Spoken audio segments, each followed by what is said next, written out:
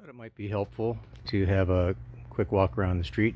We start up my shed here. This is the kind of open storage, just lattice work enclosing it, and all of my construction junk and some yard maintenance stuff. So that's about 11 by 7 or 8 feet. And then this is the lockable shed, which is big mess. I'm gonna guess that's about 7 by 8. I just have that window boarded up for security. That's right here. And that's a sprinkler control motion detector, and I've got a siren there that's just to protect my tools. This is kind of my last remaining pile that hasn't really been addressed, but this is extra dirt from when I put in the gravel paths, and I covered it with the St. Augustine grass that I hope to use later, which I will show you. Extra aloe plants. Shed needs a little pressure washing. That's the neighbor's ugly trailer. At least he's quiet. That's his shed. That's all I'll say for him, is that he's quiet. This Callie, that's a neighborhood cat. I feed her. I can pet her and she's sweet, but if you don't want her around, don't feed her and she'll go away.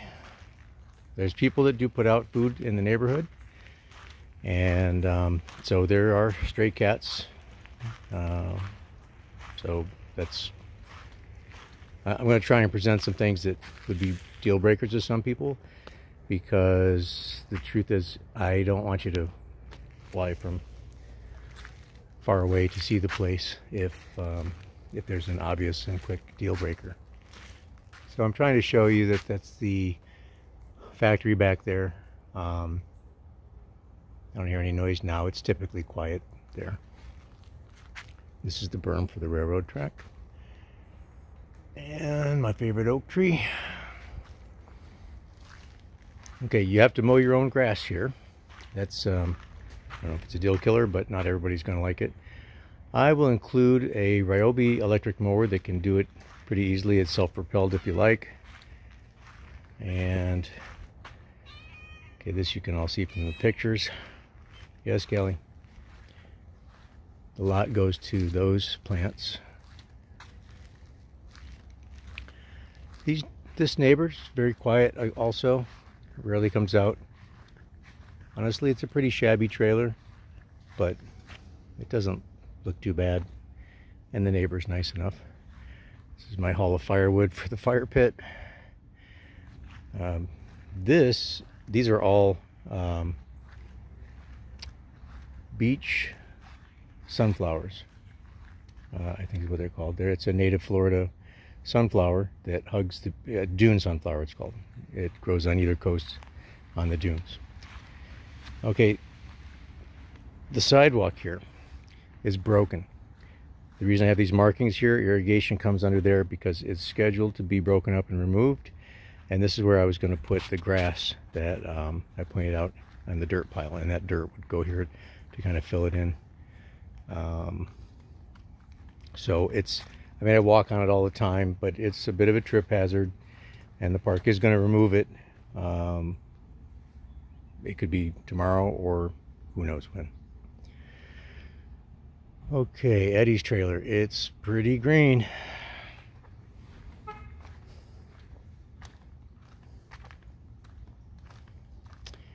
Let's see, Glenn lives here. He's nice.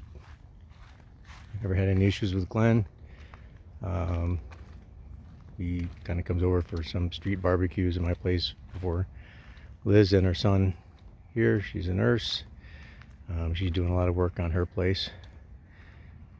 On this corner is Bob. He's ex-military. I guess I should point out that anytime you might start seeing a lot of Trump signs on this street. The park seems pretty balanced in terms of that, but most people I mentioned are going to support Trump, if that's a difference. So that's how my place, I don't know if the sun's messing up, but that's how my place is oriented.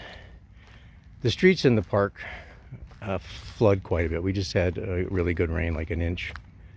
And as you can see, there's a lot of flooding. We just drive through the puddles. I doubt that that'll be fixed anytime soon. That would be pretty extensive work. So I'm just trying to give you an idea of kind of the feel for the park. There are a lot of older trailers. Most don't look too bad. But, you know, many are on the older side.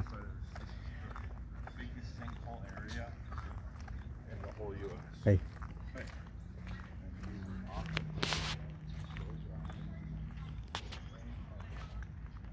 How's it going? He got best yard 1 month. Always keeps his grass nice. It's Halloween. And here's the mailboxes. So that's where I would come to get mail. So anyway, I hope that helps a little bit. There are some other things to consider. I'll just walk back and kind of tell you what you know, could be deal breakers for some people. One thing is the electrical circuits, the main electrical circuits in the house. They're 20 amp circuits. There is a fuse box instead of a breaker box. Now, that could be updated. Probably cost, when I talked to somebody, it was about $1,500 to update that. And so I chose not to. I finished the electrical work probably a year ago, and a fuse is never blown. You know, they're considered safe. We're in houses for 100 years or whatever. But they're not as convenient. If one were to blow, then you know, you have to unscrew the burnt one and screw in another one. It's really not that big of a deal, but certainly not as convenient as a breaker. Safety wise, I don't believe there's much difference, but no, I can't say for sure. But I know that they're, you know, accepted to be safe, and I haven't had any problems in a year of running my house. So but anyway, that's just one factor. See, I mentioned the sidewalk. I hope the glare wasn't too bad for all that.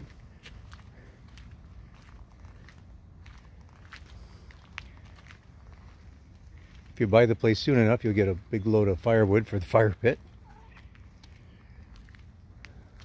All right, I'm just going to do another walk around and see if I can think of issues that you might like. Well, one thing that kind of tweaked me was when I bought the place, it needed to have a new electric meter, and the city insists, even if you could build $1 million house in the city of Leesburg, and you have to put the electric meter within view of the street, so that the person reading the meter doesn't have to get out of their vehicle. They can just have line of sight and read it with some device. You know, they gave me the option of removing this pine tree and putting it over there. I was like, no, thank you. So that kind of bugged me. I painted this green and this kind of a tan color instead of the really industrial blue-gray. So I've just kind of learned to live with it, but it really aggravated me for a while. The design of this trailer, I believe, was this would be the back door. So it was oriented 180 degrees differently. To me, that's a feature, not a bug. Just inside this door is the master. You walk straight into the master bath, or the main bathroom. I would much rather have the designed front of the trailer in the back. That's really much better. So this area is just kind of junky. You know, I kind of blame the neighbor for that. He's not much into fixing that up a little bit, but my little corner here doesn't look much better. So, you know, I mean, I'll clean this up. You know, and this will go on to where the sidewalk is when they take it out. Now, you could leave the sidewalk. I walk on it all the time, but my plan is to remove it and cover it with this grass. So we got the utilities. That's kind of an eyesore, but you know, every place has something like that. The laundry room. I don't know if you can tell from the pictures.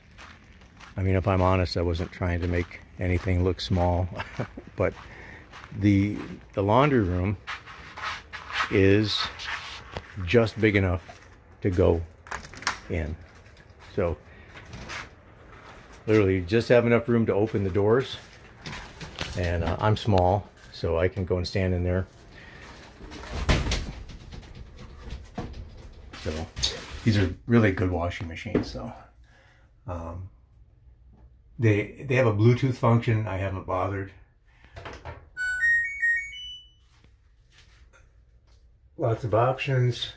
They're really good. They run like sewing machines, rated very highly. I bought them used, but they were, you know, one of the things that bothers me is the previous owners let the gaskets get, I guess it was mildew, it's black. I mean, I've cleaned them thoroughly many times, so it's just stains on there, but these run like a top. Really, really good machine. So that you can find reviews for these on Best Buy, and they were really, really good.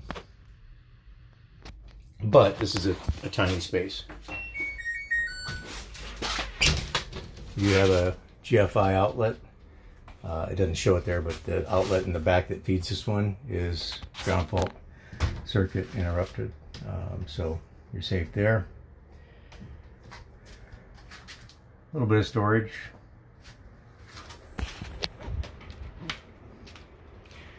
That's into the master bedroom. As it stands now, there's a few little drips. I didn't notice if it did this time. It's not every time. These types of roofs are notorious for leaks like that. You know, I never talked to a roofer or really did much research to find out you know, what could be done about that, but I don't typically notice them if it's just a few drops, and it's kind of an outside space, so I don't really notice it, but I've seen a few drips here and there. If you can see, there's this annoying kind of, you can't really see it. It's just a mark across, there you go. That's annoying, but it's a 52-year-old trailer. This is the water heater. So in the corner of there's the kitchen. In the corner of the L-shaped cabinets, the bottom is where the water heater is. It's a 20-gallon, 110-volt water heater. So this is the way you access it. It looks kind of scary in there. This actually is just a USB cable for this camera. So it's flexible copper, and you know, so they just run it in circles like that because you can't bend it too much. So anyway, it was new, relatively new when I got here. It had just been installed maybe a year earlier, and I keep it off usually, and it heats up in about 20 minutes. I've got a switch in the kitchen, which can be turned on with your phone. So if I'm coming home and it's off, I will turn it on when I'm driving home. Hot water by the time I get here. So not pretty in there, but you know, everything's functioning just right. This is the tap for the ice maker. So fridge has an ice maker, but I mean, you know, it all works.